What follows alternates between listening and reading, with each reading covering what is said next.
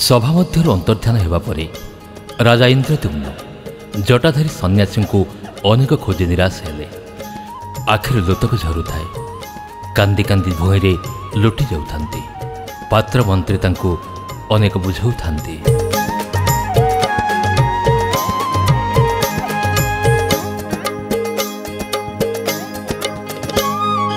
एथु अंते शुण जने अपूर्व चरित, जहा श्रवण रे कर्ण होइब पवित्र।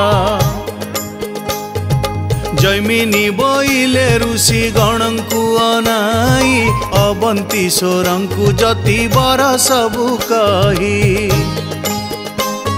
सभा मध्य जहु अंतर्ध्यान होई गले, न पाई ताहंकु राजा क्रंदन करिले। पात्र मंत्री अमानात्य बहुत प्रकार, बुझाइले नृपतिंकु कही तो सगीर। राजा इंद्रद्युम्न किंतु किछि बुझु नथांती। एकाजित प्रभु को देखिबी हाथ जोड़ी पुरोहित को अनुनय हुअंती। यह देखि पुरोहित कहती, हे अवंतीश्वरा व्यस्त हुअंतुनि, जेमिति भी हो तुम्हें निश्चिंत रूपे प्रभुंकर देखा पाइब, यह मोर शपथ। तथापि राजांक मन प्रबोधन हिला, विष्णुंक मूर्ति सदा नयने नाचिला। पुरोहितंकु बोइले जोड़िबे निकर, किपरि देखिबि नेत्रे जगत ठाकुर। नोहिले प्राणे आउ नाही प्रयोजन, शुणी पुरोहित धीरे बोइले वचन। हे अवंतीश्वर आउ न हुओ कातर, निश्चय देखा पाइब तुम्हे प्रभुंकर, तुम्हे प्रभुंकर। राजा इंद्रद्युम्न किंतु अविचलित। जेमिति भी हेले स्वयं विष्णु को से आखिरे देखिबे, तांको दर्शन करिवे। तांको मन अस्थिर। स्वयं नारायण को सचक्षुर न देखिबा पर्यंत से जल विस्पर्श करिवे नहीं। भक्तर बांधव जेणु अटंती श्रीहरि, भक्तर डाकरे न रहिबे स्थिर धरी। तुम्भर हृदय मन जेणु सुपवित्र, अळप दिने लभिब जगतर नाथ। ये मनते कहिले जहु राज पुरोहित, शुणी राजन बोइले होई कृत्य कृत्य। आहे पुरोहित आउ काहि रे मो मन, लागु नाही शुणी जति बरंक वचन, बरंक वचन। पुरोहित को राजा इंद्रद्युम्न व्याकुल होई कहती, हे द्विजतम पुरुषोत्तम क्षेत्रर दैव वृत्तांत शुणिबा परठारु सेही गदाधरंकर अभय पयर दर्शन लगी मो मन अस्थिर हेउछि। तुम्भे जेणु अट द्विज मानंक उत्तम, तुम्भ अधीन रे अछि धर्म अर्थ काम। आपणक अनुग्रहे सबु पाइछि, त्रिवर्ग साधने सदा मन बळाइछि। पुरुषोत्तम क्षेत्रर दैवी वृत्तांत, शुणिला बेलु मो मन हुए आलोड़ित। सेही गदाधरंकर भय पयर, दर्शन लागि मन हेउछि अस्थिर, हेउछि अस्थिर। राजा कहते, हे द्विजतम कुल पुरोहित, किपरि सेठको यात्रा करी ए आखि दुईटी मोर पवित्र हब, एतिके उपाय तुम्हें कर, मो इच्छा को तुम्हें फलप्रद कर। तेणु आहे द्विजोतम कुल पुरोहित, आपणक सन्निधिरे हुए कृत्य कृत्य। किपरि मोहर यात्रा सफल होइब, ए चर्म नयन दुई सार्थकता हेब। एतिकी उपाय तुम्हें कर पुरोहित, जे मंत भावे बहन फल हेब प्राप्त। इंद्रद्युम्नंकर वाक्य शुणी द्विज वर, बोइले से लागी नृप भावना न कर, भावना न कर। राजा को अनुरोध को एड़ाई न पारि पुरोहित कहती, हे राजन, जदि मु प्रकृत वेदज्ञ पंडित होइथिबि, धर्म को अनै प्रतिज्ञा करुछि, निश्चय तुमर कामना पूरण हेब। तुम्हें सचक्षुरे विष्णु को दर्शन करिब। यद्यपि वेदज्ञ विप्र होइथिबि मुहि प्रतिज्ञा करी कहूची धर्म को अनाई। निश्चय तुम्भ कामना पूरण होइब चर्म चक्षुरे विष्णु को दर्शन करिब। आबर सेठारे सर्वे करिबा निवास से निमंते मुहि जत्न कर नरईस। मोहर कनिष्ठ भ्रात नाम विद्यापति तीर्थ पर्यटक भावे लभिछि सुख्याति। मो कनिष्ठ भ्राता विद्यापति तीर्थ पर्यटक भावे सुख्याति लभिछि। से निर्मल स्वभावर विष्णु नाम को से गलार हार करिछि। हेले जेते बुझाइले भी से विवाह होनी ब्रह्मचारी भावे काल काटुछि। अत्यंत निर्मल अटे स्वभाव ताहार विष्णुक नाम को करी अछि गलाहार। ब्रह्मचारी भावे से ही काल कटाउछि जेते मते बुझाइले विभान हेउछि। अन्य चर मानकर दायित्व देईन पठाइबा काली प्रातु ताहाकु बहन। श्रीनीलगिरी रे सेहु परवेश होई बास उपयोगी स्थान बाछिब से तही। आहुरी भी कहिले से सबु ठीक ठाक करी अल्प दिन रे फेरी आसिले समस्त आमे नीलगिरी जिबा। एहा सुनी राजा आनंद हेले विद्यापति को डाकिबा पई कहिले। अल्प दिन रे सबु ठीक ठाक करी फेरी आसिले सकले जीवा नीलगिरी।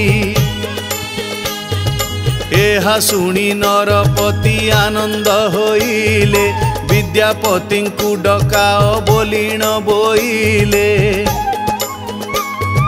राजांक आदेश मते कुल पुरोहित तांक कनिष्ठ भ्रातांकु राइले तुरीत। विद्यापति बोली नाम अटई जाहार सकल गुण रे से अटंती भरपूर। विद्यापति राजांक आगे आसी उभा हेले जेमिति गुणवान सेमिति कमनीय रूपकांति। तांकु देखि राजा बहुत खुशी हेले। एकांतरे निवृत्त कक्ष को डाकी गोटिए गोटिए करी समस्त कथा तांका आगरे बखाणिले। सुंदर पणरे तांकु केही नुहे सरी कंदर्प पराय कांति अटई तांकरी। ताहांकु देखिण राजा आनंद होइले एकांते निवृत्त कक्ष मध्य को डाकिले।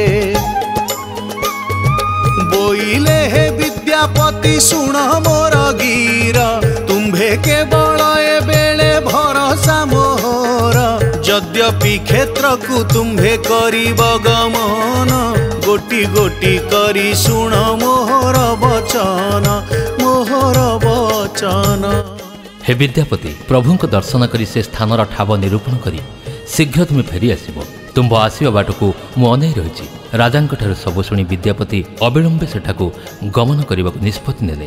प्रभु दर्शन करी स्थान सेठावरे निरूपण करी तुम्भे आसीब जे खरे। तुम्भे न आसीबा जाए थिबी पथ चाही संदेश देले मनरे संतोष हेबई। शुणी विद्यापति तांकु बोलंती वचन एही मुहूर्त रे मुहि करिबी गमन। एमंत कुहंते पुरोहितंकर भ्रात शुणी नरपति मने होइले ध्रुपत। से स्थान को जीवा पई राजा तांको पुष्पक नामक एक रथ देले ता सहित अनेक द्रव्य मध्य देले। विद्यापति सहित किछि साधु एवं राजा परिषदर किछि व्यक्ति से स्थान को गमन कले। राजा तांको हसी हसी विदाय देले। तांक संगतरे बहु चार बर गिले पुष्पक नाम रे एक रहु बर देले। भावर संगते बहु दरबदेण विदाय देले आनंदे इंद्रद्युम्न राण विशिष्ट विशिष्ट साधु वैष्णवंकु नेई रथे बसिण गमिले प्रोहितंक भाई केते नदी केते वन केते पर्वत अतिक्रम करी सर्वे चलिले तुरीत अंतर मध्य विष्णु को नाम धरी खोल कीर्तन बजाई आनंद मनरे समस्ते सेठाकु जाउथांती। एहिपरि नाना राज्य अतिक्रम करी सेमाने उत्कल भूखंडरे पहुंचिले। जगन्नाथंकर बासभूमि जानी समस्ते बेनिहस्त प्रणाम कले। अंतर मध्यरे विष्णुंकर नाम गाई चलिले खोल करताल आनंदे बजाई मन मध्यरे सकले करंती विचार धन्य होइला जीवन आंभ मानंकर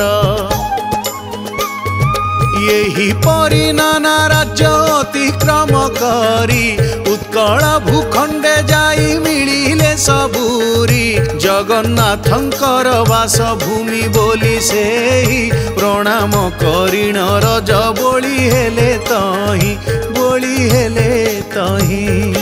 विद्यापति कहती अत्यंत पवित्र ए उत्कल भूमि ए भूमि रे स्वयं नीलमाधव विजय ए माटी प्राकृतिक संपदरे भरपूर कौनसी द्रव्यर अभाव नहीं ए राज्य रे। बोइले श्री विद्यापति सुन सर्वजन अत्यंत पवित्र भूमि ए उत्कल जान श्री नीलमाधव जही विजय करिछंती ताहांकु वर्णिबा पाई अछि कार शक्ति पुणी प्राकृतिक संपदरे भरपूर कौनसी द्रव्य भाव नाही ए राज्यर पुणी रत्नाकर चारि पाखे घेरी अछि रत्नर भंडार तार गर्भरे लुचिछि चारिपाखे पर्वत हीरा नीला मोती भरपूर महानदी नाम नदीटी बही जाउछि ता कूले अनेक गुप्त स्थान रही अष्टचंडी ए राज्य पूजा पाउछंती माँ मंगला स्वयं जोगमाया एठारे अधिष्ठित पुणी देख पर्वतरे अटे भरपूर केते हीरा नीला मान रहिछि तहीर महानदी नामे जेउ नदी गोटी अछि नाना दिगुपत स्थान ताकुले रहिछि पुणी अष्टचंडी छंती एही उत्कल रे विद्यादान करांती से सारा भूमंडले मंगलांकर महिमा अटई अपार स्वयं जोग माया एहु मनरे विचार नीलकंदर मध्यरे पीठ अधीश्वर भावे माता कमला अछंती बाणपुरे माँ संबलपुरे माँ समलेई जाजपुरे माँ बिरजा आ कोणार्करे रामचंडी विजय होइछंती।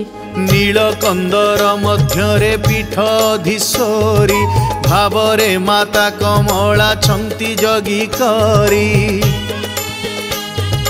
बाणपुरे भगवती देवी छंती रही संबलपुरे अछंती मात समलाई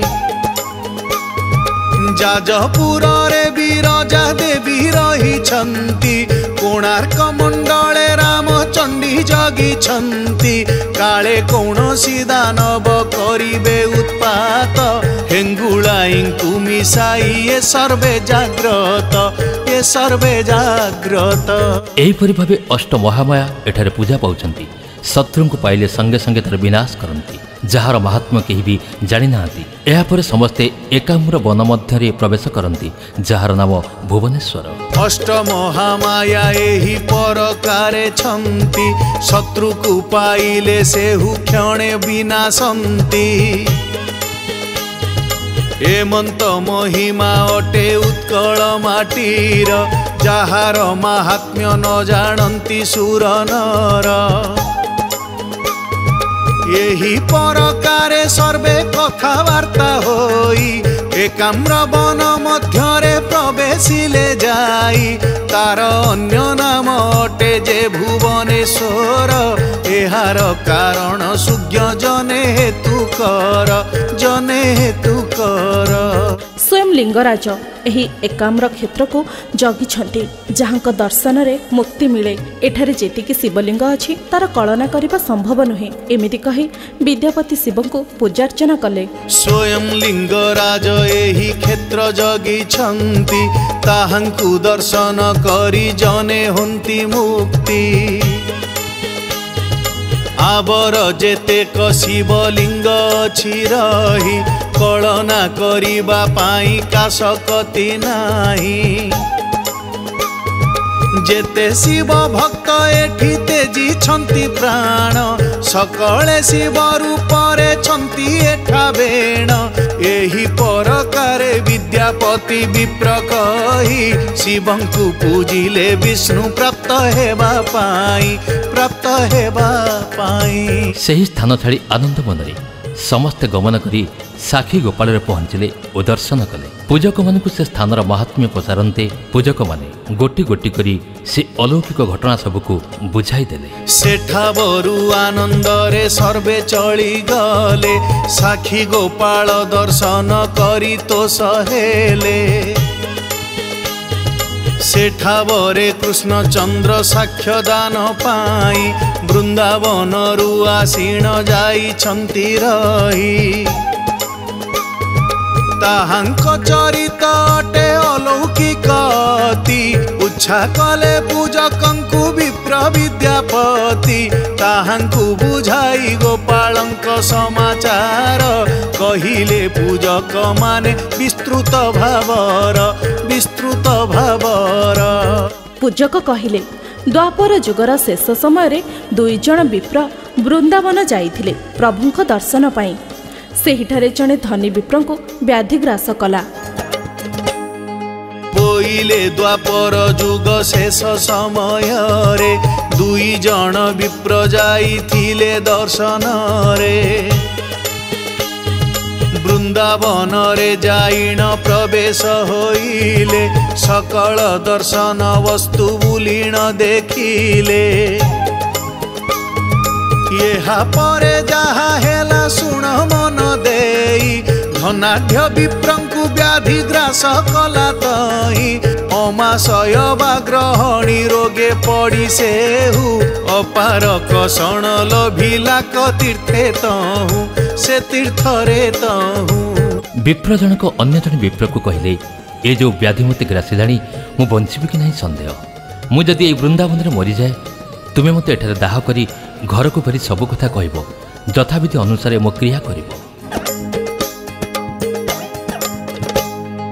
जीवनर सबु आशा परित्याग करी सेवक विप्रंकु सेहु कहिले हकारी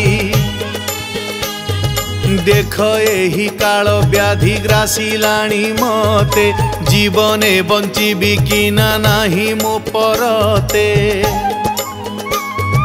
मुही जेबे मृत हेबी ए वृंदावन रे तुम्भे मते दाह करी जीवनी जघरे सकल घटना मान ताहांकु कहिब यथाविधि विधान रे क्रियारंभिब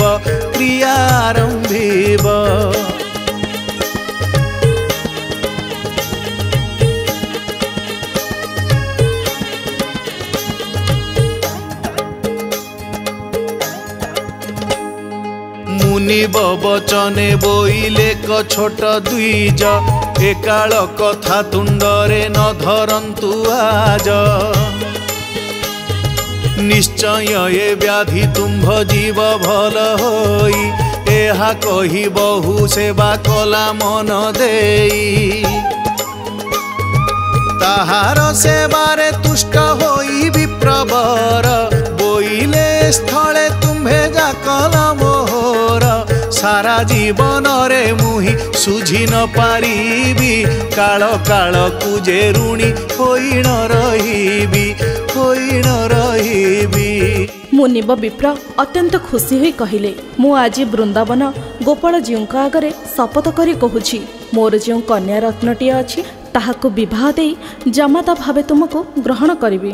श्री वृंदावन गोपाल जीउका आगरे शपथ करी कहूछि मुहि सुचितरे मोहर जे बण कन्या रत्न अछि रही ताहाकु तुम्भ चरणे अरपि जाई शपथ करी कहूछि श्रीजीउ छामुरे गले तुम्भंकु बरी जामाता भावरे तापरे केतेक दिन मध्य सुस्थ होई आसिले राज्य बाहुडी सेही विप्रदुई किछि दिन जीवा परी दिने छोट विप्र मुनिब विप्र को पचारला आज्ञा विवाह तिथि आसीगलानी जहाँ कहितले कथा रखंतु। यह शुणी मुनिब विप्र कहले आउ 2 दिन पर आस मो पुत्र भारीजांग सह मु कथा होई तुमको कहबी। किछि दिन गत होई जीवा परे दिने छोट विप्र पचारिला तांक सन्निधाने विवाह तिथि तो आसी होइला गत बहन आंभकु कन्या करंतु अर्पित ए वचन शुणी बड़ विप्रत सहोई बोइले आउ 2 दिन परे आस जाई पुत्र भार्यादि संगे परामर्श करी तुम्भर करे अर्पिबी कन्या कुमोहरी विप्रर कथा शुणी तांको पत्नी खूब रागी गले आउ कहले तुमे की प्रकार कथा कहूच तुमे कौन पागल हो जाइछ सामान्य गोटे नौकर तार किछि नहीं ता हाथ रे मो कन्या रत्न को टेकी देबी। एहा कही पुत्र भार्या गणकुरायण कहिला वृंदावनर सबु विवरण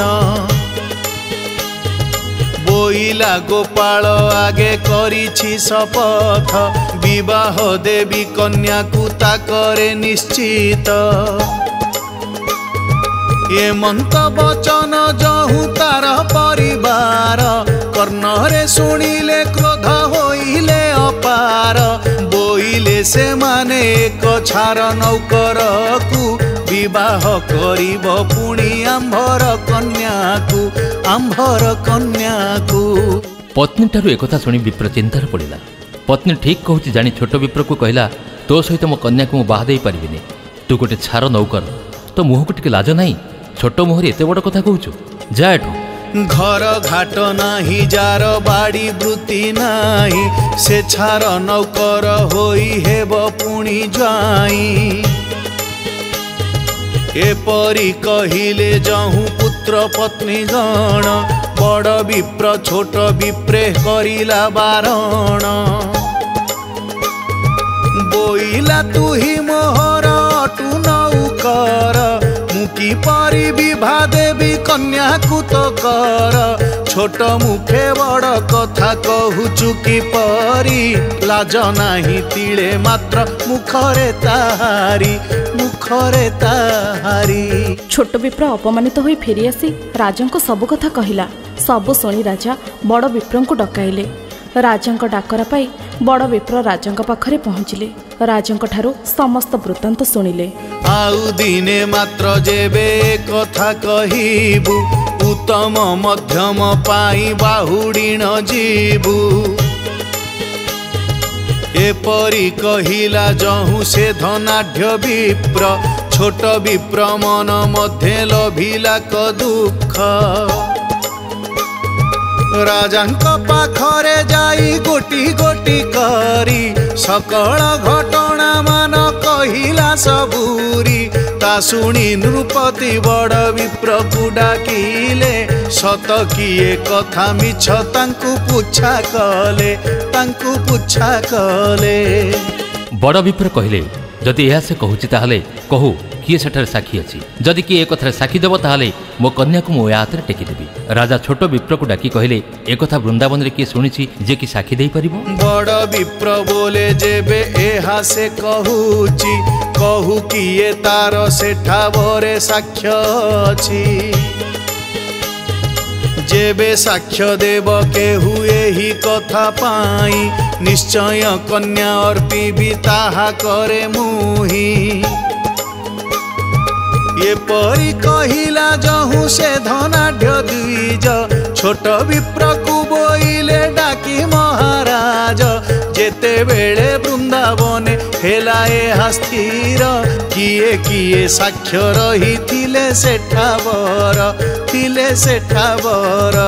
राजा कहिले जदि तमे सेमानंको आनी परिबो सत मिछ धरा पड़िजिवो। एहा सुनी छोट विप्र कहिला श्री गोपाल जी एका ही सेठारे थिले। राजा कहिले तांको जदि तमे आनी परिबो ए कन्या रत्न तुमर। सेमानंकु जदि तुम्भे आनी पार जाई ताहेले सत कि मिछ फरखिबी मुही ताहा सुनी छोट विप्र आश्चर्य होइला श्री गोपाल कृष्ण एका थिले से बोइला राजा बोइले ताहांकु जेबे आनी पार ताहेले होइब कन्या रतन तुम्भर। एहा सुनी छोट विप्र साहस उड़ीला तथापि मनरे दंभ धरिण कहिला राजा को कथा सुनी छोट विप्र साहसर सह कहिला आज्ञा मते 2 मास समय दियंतु मु श्री गोपाल को आनी आपण सम्मुखरे हाजर करिबी से ही साक्षी देबे। यह कहि से वृंदावन गला जोंठार से शपथ करिथिला 2 गोटी मास मोते दियंतु समय गोपालंकु एहा मुही कहिबी निश्चय यद्यपि दया बहिए गरीबर परे आसीबे साक्ष्य देवाकु मोह संगतरे ताहेले छामुरे आनी करिबी हाजर एहा कहिबार होइला विप्रवर। वृंदावने श्री गोपाल जीउंक मंदिरे शपथ करिन थिला सेहु जेउठारे छोट विप्र वृंदावन जाई श्री गोपालंक मंदिर रे अध्या पड़िले। 3 दिन 3 राति उपास रही श्री गोपालंक स्मरण कले। रात्र 2 पहर मंदिर द्वार खोलिला विप्र सम्मुखरे प्रभु उभा हेले। सेही ठारे छोट विप्र होई उपस्थित शयन भोजन त्याग करिण समस्त पड़िला गोपाल जीउंकर अग्रतरे 3 दिन 3 राति बीतिला सेठारे शेष रात्र 2 प्रहरे चाहू अकस्मात श्रीजीउ मंदिर द्वार होइला उन्मुक्त विप्र सन्निधिरे प्रभु उपस्थित होई पूछिले कोमल वाक्य जगत गोसाई प्रभु प्रश्न करती हे विप्र एठारे कहीं न खाई न पी पड़ी रहीच कौथि एत कष्ट सहूच कुह। यह देखि विप्र आखि खोली प्रभु सचक्षुर दर्शन कला कोटि जन्मर पापरु मुक्ति पाइला बोली अनुभव कला। कह कह विप्रवर काहि किए ठारे पड़ी अछ अन्न जल न देई तुंडरे के बण कार्य तुम्भे पुणी आसीअछ काहि पाई एते कष्ट सहीन पड़ीछ। ये मंत मधुर वाक्य शुणी विप्रवर नेत्र मेली देखिला क प्रभुंकु आगर कोटि जनमर पापु मुकत होइला चर्म नयने जगत कर्तांकु देखिला विप्र कहिला हे प्रभु से धनी विप्रर मु एठी सेवा करिथिली से शपथ करिथिला जे ता कन्या को मो हाथ रे टेकी दब हेले निज घर को फेरी जिबा परे से कथा को से अन्यथा करिदेला। बोइला हे जगन्नाथ जगत जीवन एही दिन हीन दुख करंतु मोचन धनी विप्र आसीथिला जे बेले ठाकु शपथ करिन थिला चाहि श्रीमुखकु अनेक सेवा ताहार करिथिली मुही कहिथिला तार कन्या अरपिबा पाई किंतु निज घरे सेहु परवेश होई कहिथिबा कथा को से न मानिला तही आपण ही साक्षी मोर प्रभु से आपण भरोसा नहीं एते दूर मु आसी। यह शुणी श्री गोपाल कहले मु जीवी निश्चय निश्चय साक्षी देवी किंतु केते गोटी शर्त मोर मानिब। उत्कल केसरी आगे कहते गिर साक्ष्य चाही छंती सेहु हे जगतेश्वर आपणक बिने मोर भरोसा के नाही तेणु एते दूर पथ आसी अछि धाई दया करी पूरा ए दिन अभिलाष शुणी आनंदित होई श्रीमती कईस बोइले साक्ष्य देवाकू निश्चय मुहि जीवी किंतु केते गोटी शर्त आगरु कहिबी प्रभु कहले जेते बेले तमे सांगरे नब आगे आगे तमे पछे पछे मो जीवी नुपुर शब्द रे मो चालुथिबी जेते बेले तमे पछको चाहिब सेठी मो रही जीवी जेते बेले तुम्भे मोते संगतरे नेब मुथिबी पछरे तुम्भे आगे आगे जीव सावधान करी देउ अछि मु तुम्भंकु गला बेले न चाहिब कदापि पछकु नुपुर शबद करी मुहि चालुथिबी जेउठी पछे चाहिब सेठी रहिबी एक कथा शुणिण विप्रसन मत कला पथ कढ़ाइण गोपालंक आगे गला बाली रे आगे आगे विप्र पछे पछे श्री गोपाल चलुथिले हठात नुपुर शब्द आ सुभिलानी संदेह विप्र पछकु चाहे तो श्री गोपाल सेठी स्थिर होई रहिथांती आउ आगकू तांको पाद बढ़ु नहीं एही ठारे भरपूर होइथिला बाली श्री गोपाल आसुथिले विप्र पछे चाली बाली रे नुपुर शब्द जहु न सुभिला से दुई जबर मनरे संदेह होइला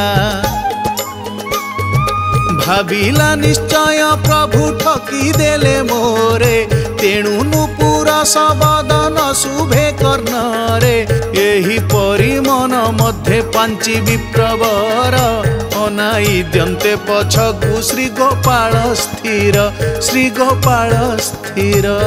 गोपाल कहले हे विप्र मु आउ पादे आगको जाई परिबिनी तम राजा को एठाकु डाकी आण तुमर निश्चित इच्छा पूरण करिबी से कन्या को तुमे ही विवाह करिब एहा थय ब्राह्मण को बोइले क जगत जीवन न रखी पारिल तुम्भे कहिबा वचन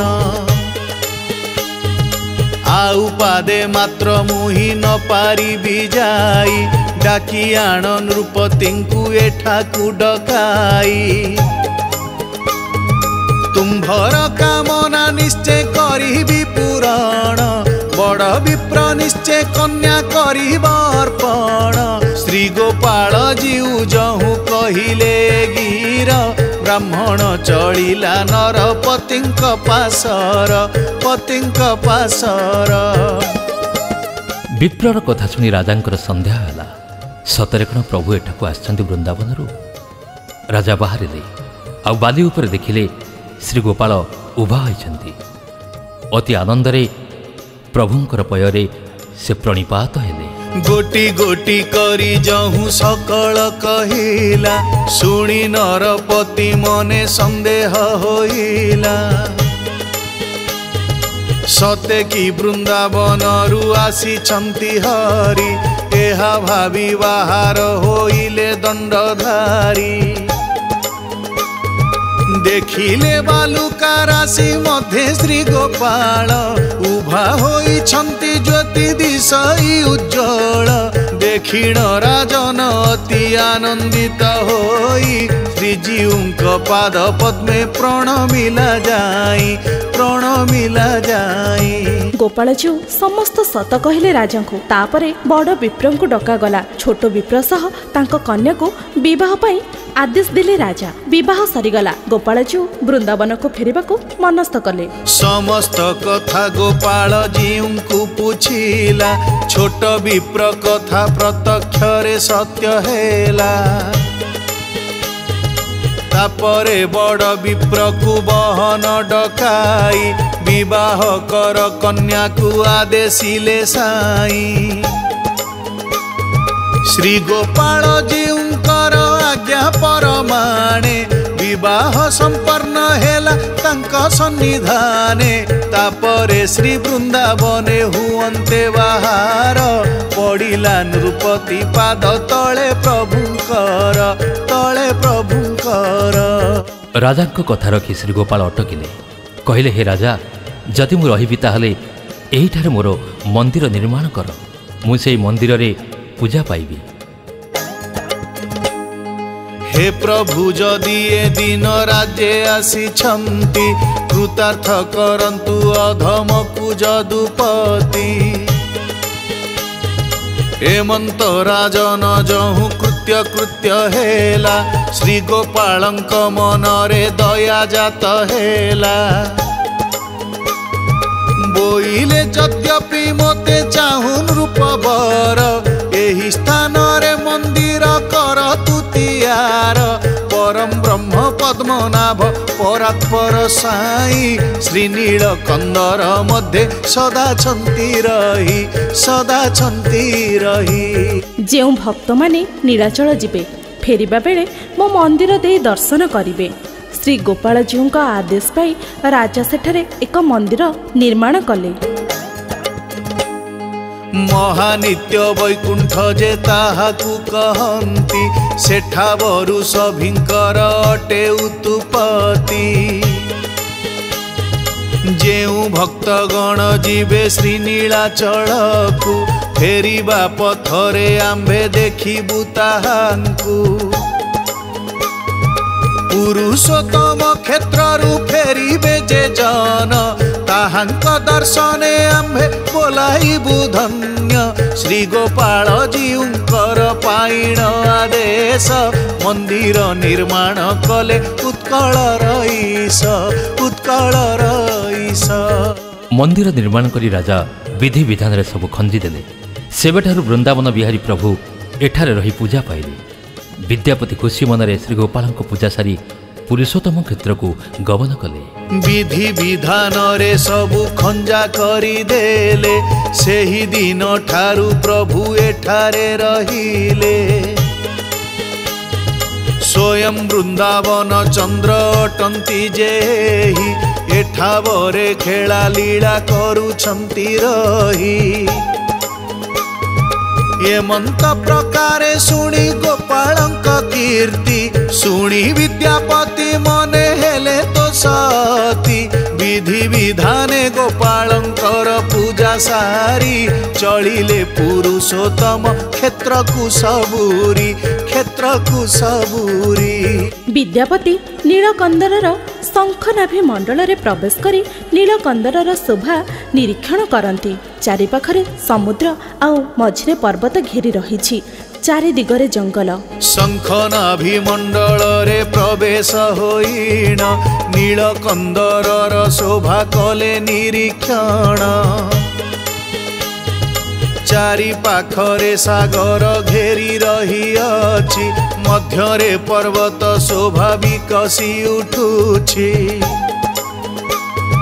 तहिरे जे कल्पवट दिशई शोभन, आबर चौदिगे घेरी रही अछि वन। व्याघ्र भालू गंडा गयल सुकर, जेते परकारे हिंस्र जंतु भरपूर, जंतु भरपूर। हेले केही कहार हिंसुक नुहंती, परस्पर मित्र अटंती। यह देखि विद्यापति भाविले एहिठारे ही प्रभु विराजित। घाट पारी होई सभिए चलिले विष्णु को संधान रे। पर्वतर शोभा देखि तृप्त हेले। केही काहा प्रति तिले हिंसा न करंती, सकले मित्रतापण आचरी चलंती। देखिण हेमंत दृश्य विद्यापति नेत्रे, भाविले निश्चय प्रभु रहिछंती एथे। घाट पार होई सर्वे करिले गमन पर्वत शोभा देखिण हेले मुह्यमान जेउ आड़कू अनाई देखिले नेत्रे हीरा नीला कुढ़ कुढ़ पड़िछि सेठारे पूरा पर्वतटी सुवर्ण रे भूषित पुष्प मानकर सुबासरे सारा अंचल महकित अहरह गीत और संकीर्तन शुभुए मझिरे मझिरे नूपुरर शब्द भी शुभुए सुवर्ण रे भूषित जे सारा पर्वत अदिने मंदमलय हुए प्रवाहित पुष्पमानंक सुबासे दिग चमकई दर्शन मात्र के रोग शोक दूर होई अहरह गीत वाद्य बाजई कर्णरे नुपुर शब्द शुभे पुणिता मध्यरे किंतु एमाने नेत्रे किछि न देखिले कौनसी ठारे मध्य पथ न पाइले सेमाने जुआड़े चाहिए चारिआडे कंटा झंटा बण केउठार भी विष्णु संधान मिलिला नाही किछि किछि आभास मिलुथले भी स्वचक्षुरे किछि देखि पार नथले विष्णु को दर्शन पई व्याकुलित होतले विद्यापति जेणी की चाहिए तेणे कंटा झंटा बण न पाइले केउठारे विष्णु संधान आभास पाइले सेहु प्रत्येक कथारे हेले हैं किछि न देखिले नयन रे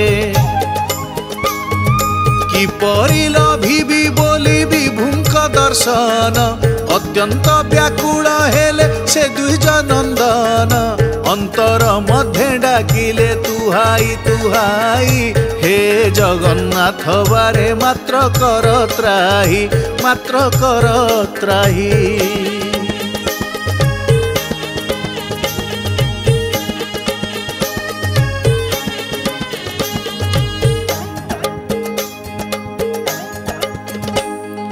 यद्यपि देखा न देव ए अधम जने निश्चय प्राण हारी भी प्रभु एहि स्थाने एहि परि मन मध्य पांची विप्रवर खेतर कहे सोइले जे कुश सज्जार